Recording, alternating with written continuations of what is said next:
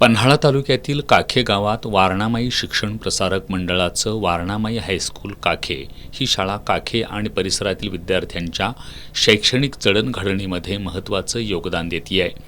या शाळेतील 2025-26 या शैक्षणिक वर्षातील 10वी विद्यार्थ्यांचं शुभचिंतन, वार्षिक पारितोषिक वितरण आणि मुख्याध्यापक जयवंत पाटील यांचा सेवापूर्ती समारंभ असा संयुक्त कार्यक्रम आयोजित करण्यात आला होता.